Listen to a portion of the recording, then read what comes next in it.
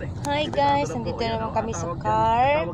So this is my last visit sa embassy para kunin ang isang napaka-importanting documents para hindi na kami ma-question sa immigration pag nilipad na kami. And finally guys, meron na kaming ticket papunta sa Germany.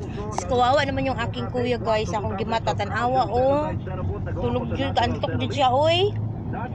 Akong asawa nagwo-work.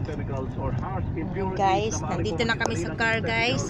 Pero hindi kami mag-skyway kay mahal kayong skyway diri First time ko na naka-experience guys.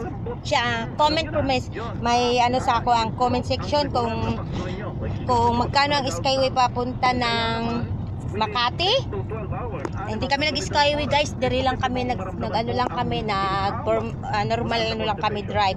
Mahabol pa naman namin yung oras namin kasi hindi naman masyadong traffic. So, maraming salamat guys. Sana sa patuloy niyo po akong suportahan sa aking Facebook and sa aking YouTube channel. Thank you guys and see you and bye-bye.